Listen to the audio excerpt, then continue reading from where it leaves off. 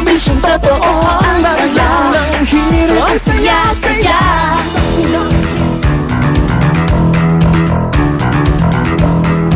Back to school! Mami, bili mo akong Crayola. At kasabay po ng balik eskwela, ang pagpapatupad ng DepEd sa programang Mandatory Kindergarten, kung saan lahat po ng mga batang edad 5 taon kailangan ipasok po sa kinder. Naganap to noong summer yung Kindergarten plus 12, K-12, kung saan magdadagdag ng 1 taon sa elementary at 2 taon sa high school. Ito'y para gawing masandaraw ang mga mag-aaral sa kolehiyo o kaya kahit high school graduate ka, hindi ka nakakayang pumasok ng trabaho. Ang programang K+12, yan natin pag-uusapan. Kasama si Professor Winnie Monsod. Morning, Winnie! Ayan. Yeah, magandang umaga, Good Igan. morning. Magandang umaga, mga kapuso. K-12, Ako, bilib na bilib ako sa K. K. Hindi ako bilib sa tong. Bakit yung dagdag No, 1 because and 2? at this point, hindi pa natin, kailangan, ang dami-dami natin kailangan gawin bago mag-add ng another 2 years. Kailangan gandahin natin ang kalidad ng mga the lower levels up to grade 6. Ang problema hanggang grade 6, ang mga bata na natatapos ng grade 6, ang baba-baba ng kanilang achievement test. What is the matter with this? I don't know what the matter is. Dumidikit sa ano mo. Okay. Yeah. Well, anyway, sa akin, but it's okay. I mean, we can plan it for the future. Pero natatakot ako kasi, number 1, napakalaki ng gastos. To add the other 2 years. Mga 30 billion pesos a year yata yon. Pero sa akin, napaka-importante talaga ang kindergarten. Kasi habang mas bata Basic.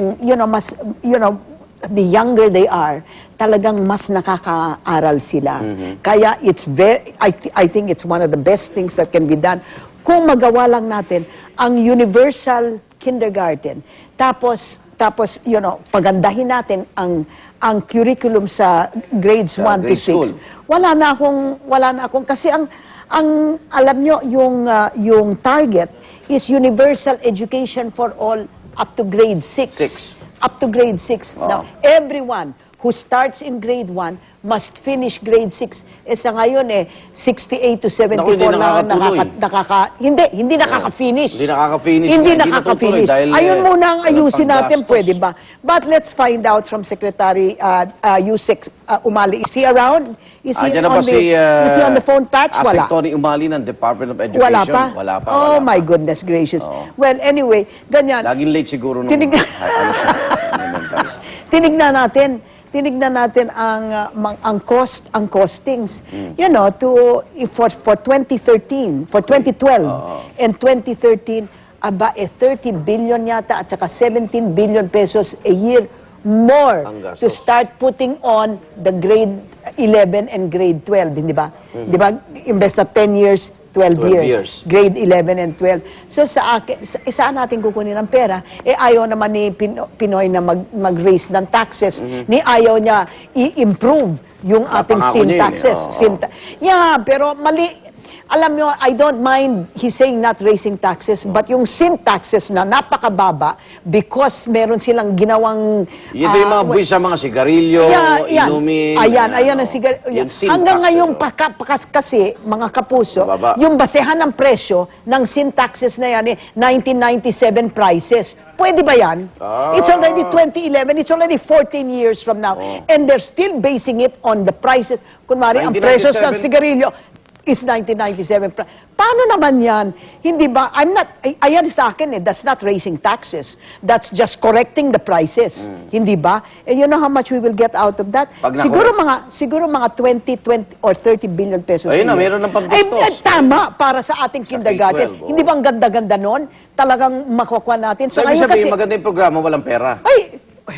Tingnan nyo lang ngayon. Ang enrollment daw sa kindergarten ngayon is 1.1 million children, all right? 1.1.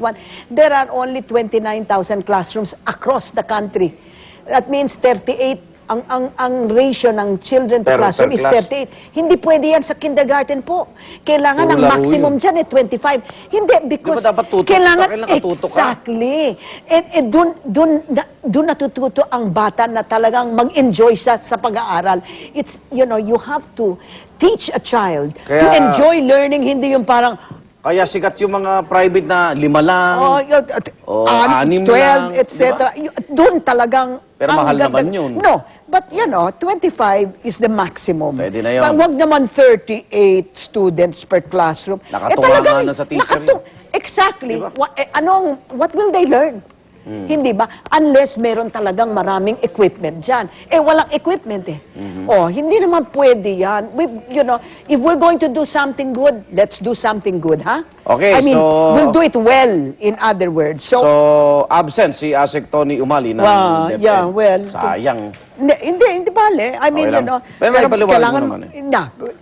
Sa pasaway, we're going to talk about that. Okay. Maraming salamat, Maring Winnie. Mga igan, Okay. ito na. Susunod na unang balita. Ayun.